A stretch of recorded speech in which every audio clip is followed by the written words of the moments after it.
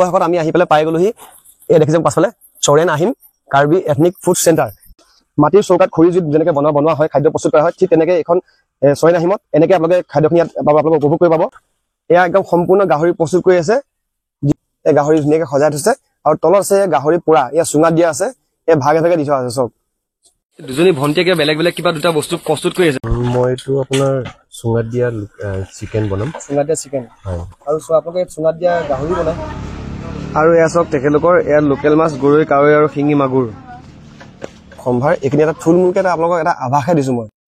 নমস্কাৰ বন্ধুসকল নতুন এটা ভিডিঅ'লৈ আপোনালোকক স্বাগতম জনাইছোঁ মই আজি এনেকুৱা এটা জেগাত উপস্থিত আছোঁ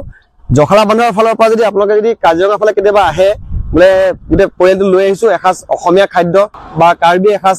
মাটিত যিটো থলুৱা খাদ্য খাম বুলি যদি আপোনালোকে ওলাই আহে তেতিয়াহ'লে আপোনালোকে জখলা বান্ধৰ ফালৰ পৰা আপোনালোকে 4 কিলোমিটাৰ আগুৱাই আহিলে আপোনালোকে লেফ্ট চাইডে পাব চৰেন আহিম বুলি এখন ৰিজৰ্ট আছে এইফালে আহিব লাগিব আৰু যদি আপোনালোকে যদি কহৰা ফালৰ পৰা আহে মানে বাগৰি ফালৰ পৰা আহে বাগৰিৰ পৰা এইফালে আপোনাৰ সোঁ চাইডে পাব এখন চৰেন আহিম বুলি এখন ডাঙৰ বৰ্ড লেখা আছে তাৰ পৰা আপোনালোকে মাত্ৰ 1 কিলোমিটাৰ ৰাস্তা সোমাই গ'লে আপোনালোকে সেই ৰিজৰ্টখন পাব এতিয়া আমিও আজি তালৈকে আহিছোঁ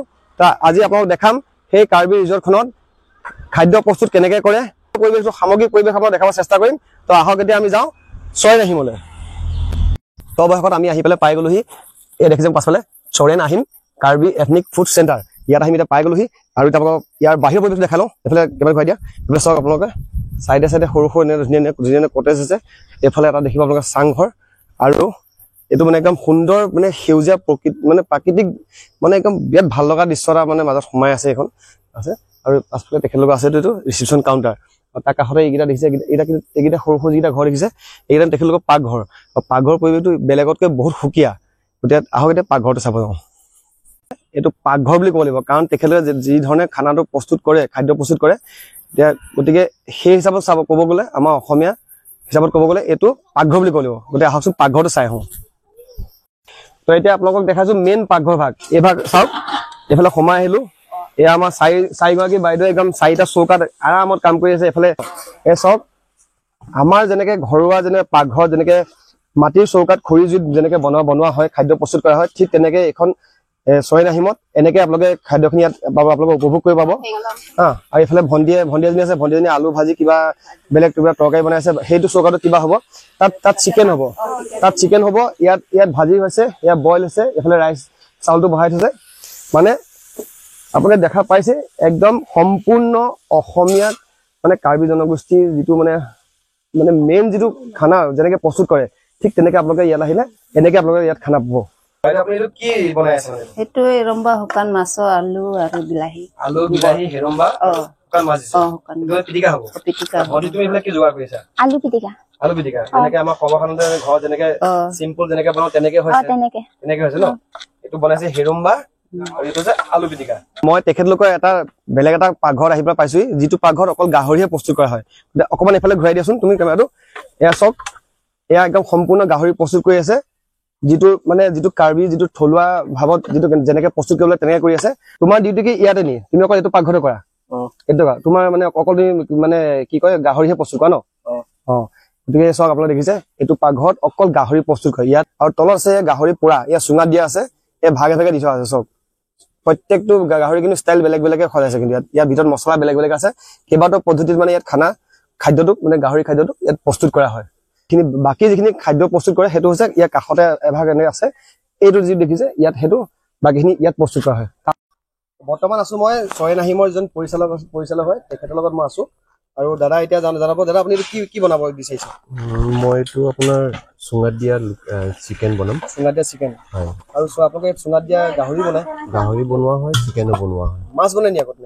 মাছ এনেকুৱা চুঙাত দিয়া মাছ কেতিয়াবা বনাওঁ কিন্তু সদায় নহয় আৰু আপোনালোকে চব মাছ বোলে শুনিছো চব লোকেল মাছেই কৰে লোকেল মাছে পোৱা যায় হয় আৰু এতিয়া এইটো আপুনি এইটো চুঙাত দিব ন চুঙাত দিম এইটো আপোনাৰ লোকেল চিকেন হয় মেৰিনেট হৈ গৈছে এইখিনি হয় এইখিনিত আপোনাক নহৰু দিয়া হ'ল আদা দিয়া হ'ল পিঁয়াজ দিয়া হ'ল মান ধনিয়া দিয়া হ'ল তেজপাত দিয়া হ'ল তাৰপিছত তিল দিয়া হ'ল নিমখ দিয়া হ'ল আৰু হালধি অকণমান মিক্স কৰি দিয়া হ'ল এইটো মানে এইটো কি পাত বুলি কয় কৌপাত এইটো কৌপাত এইটো আপোনালোকৰ ইয়াতে পায়নে সেইটো আমাৰ ইয়াতো পায় ইয়াৰ মানে দুটা প্ৰজাতি আছে এটা আপোনাৰ ইয়াৰ হেৰি থাকে অকমান সাইজটো সৰু থাকে এইটো অকমান ডাঙৰ সাইজ খিনি আমি অকমান পাহাৰৰ পৰা কালেক্ট কৰিব লগা হয় আপুনি এটা কি বনাই আছে এতিয়া মই এতিয়া আপোনাৰ চুঙাত দিয়া আপোনাৰ ভাত বনাম চুঙাত দিয়া ভাত বনাব হয় হয় এইটো আমাৰ এইটো লোকেল চাউল জহা চাউল হয় জহা চাউল হয় আমি এতিয়া ইয়াক কাৰণ এইটো ঘৰত প্ৰস্তুত কৰা চাউলটো হয় হয় আমি ইয়াক পৰাপক্ষত মানে অকণমান বেছিকে নুধুই তাৰমানে বেছি ধুলে কি আপোনাৰ চেনটো কমি যায় চেনটো কমি জহা মানে জহা চেনটো গুচি যায় হয় হয় হয় এই গতিকে আমি মানে ইয়াক এনেকুৱাকে ডাইৰেক্ট দিব পৰা যায় কাৰণ ঘৰৰ প্ৰস্তুত কৰা চাউলটো মানে কোনো এনেকুৱা অসুবিধা নাই আৰু বন্ধুসকল আপোনালোক যে মই লোকেল মাছৰ কথা কৈছিলো ইয়াত লোকেল মাছো পোৱা যায় বুলি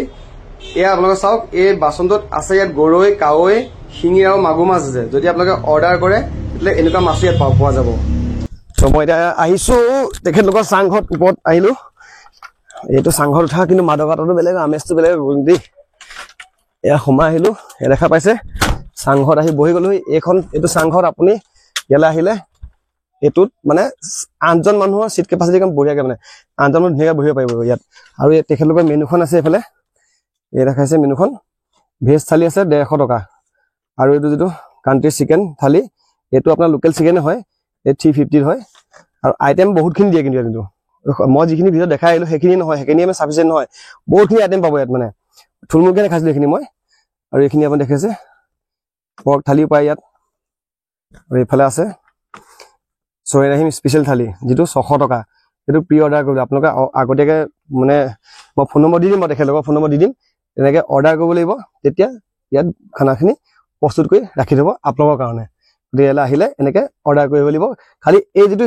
যিটো স্পেচিয়েল থালি তাৰ কাৰণেহে আপোনালোকে অৰ্ডাৰ কৰিব লাগিব বাকী আপোনালোকে এইখিনি যিখিনি মেনুত আছে এইখিনি আপোনালোকে ইয়াত আহি বহাৰ লগে লগে আপোনালোকে অৰ্ডাৰ দিলে ইয়াতে পাই যাব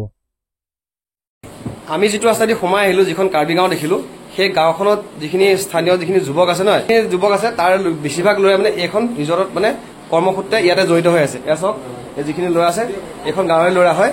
আৰু এইফালে দাদা আছিলে দাদাক আপোনালোক অলপ দেখালোৱেই আৰু এতিয়া বাইদেউজনীক দেখাই দিছোঁ মোলক আৰু এই চাওক এই বাইদেউ আছে বাইদেউ আপোনালোকৰ গাঁও এইখনেই নহয় আমি যিখন গাঁৱৰ এতিয়া এৰি থৈ আহিছিলোঁ মানে অলপ আগত আপোনালোকৰ গাঁৱৰ মানে ঘৰ ইয়াতে আপোনালোকে ইয়াতে কিমান দিনৰ পৰা কাম কৰি আছে মানে ইয়াৰ এই জড়িত কিমান দিনৰ পৰা হৈ আছে এইখন ৰিজৰ্টৰ লগত খোলা পাই আপোনালোকে ইয়াতে আছে ন কাম কৰি ভালে পাইছে হয় গোটেই নিজৰ গাঁওখনতে নিজৰ এখন ৰিজৰ্ট আছে ইয়াতে তেখেতলোকে খোলাৰ পৰা মানে আৰম্ভণিৰ পৰা গোটেই কৰ্মসূত্ৰে ইয়াতে জড়িত হৈ আছে তো বন্ধুসকল এতিয়া আমাক সকলো যোগাৰ কৰি আমাৰ দাদাই আমাক এখন থালি চঞ্জাই দিছে এইখন চাওক থালিখন সম্পূৰ্ণ থালিখন মোৰ সন্মুখত আছে এতিয়া আপোনালোকে এফালৰ পৰা জনাব চেষ্টা কৰিম এয়া আপুনি দেখিছে তলত এইটো প্লেইন ৰাইচ যিটো জহা চাউলৰ আৰু ওপৰত এইটো যিটো ৰাইচৰ টুকুৰা দেখিছে নহয় এইটো আপোনাৰ চুঙাত দিয়া চাউল আৰু এইফালে দেখিছে এইফালে দেখাইছো এইটো কলমৌ শাক এইটো আলু আৰু ডাংবৰি ভাজি এইটো আপোনাৰ এইটো কি বুলি ক'ব লাগিব দাদা কচু আৰু বাঁহ গাছৰ এখন তৰকাৰী আৰু এখন আছে বইল আছে ইয়াতে আলু ভেন্দি আৰু বিলাহী আছে আৰু ইয়াত আছে আপোনাৰ যিটো আপোনাৰ সজিনা গছৰ পাত আৰু মাটি দালি লগতে খাৰ আৰু এখন প্লেন দালি আছে এইখন আছে আপোনাৰ বাঁহ গাজৰ চাটনি আলু পিটিকা আৰু এইটো এৰম্বা আৰু এইফালে চাওক আপুনি এইটো হৈছে চিকেন আছে এইটো ৰষ্টেড চিকেন আৰু এইটো চিকেন কাৰী আৰু এইটো চিকেন আপোনাৰ যিটো বাঁহত চুঙাত যিটো দিয়া দেখাইছিলো সেইখিনি হৈছে আৰু এইফালে মটৰ এইফালে আপোনাৰ গাহৰি আছে গাহৰি যিটো ৰষ্টেড গাহৰি এইটো গাহৰি আপোনাৰ কি বুলি কয় কাৰীটো আৰু এইটো আপোনাৰ গাহৰি যিটো চুঙাত দিয়াটো এইখিনিয়ে তেখেতলোকৰ সম্ভাৰ এইখিনি এটা থুলমূলকৈ আপোনালোকক এটা আভাসহে দিছো মই গতিকে আপোনালোকে অৰ্ডাৰ কৰিলে ইয়াতকৈ বেলেগ খানা পাব যিটো মই মেনুত দেখাইছিলো সেইখিনি সম্পূৰ্ণ আপোনালোকে ইয়াত আহিলে পাব আৰু আপোনালোকে চাওক চাৰিওফালে একদম সেউজীয়া পৰিৱেশৰ মাজত আপোনালোকে এনেকৈ বহি পেলাই ফেমিলি লৈ যদি আহে বা লগৰীয়াক যদি লৈ আহে বন্ধু বান্ধৱ লৈ আহে আৰামত ইয়াতে বহি পেলাই খাব পাব একদম মানে খুব ধুনীয়া পৰিৱেশ হয় ন আপোনালোকে ৰাতিপুৱা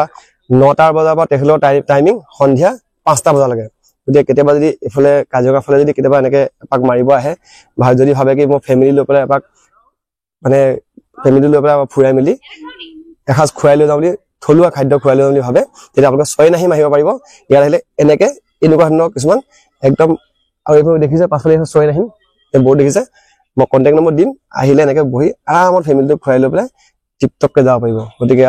আজিলৈ ভিডিঅ'টো ইমানে আছিলে গতিকে ইয়ালৈ আহিলে ভাল পাম। Thank U.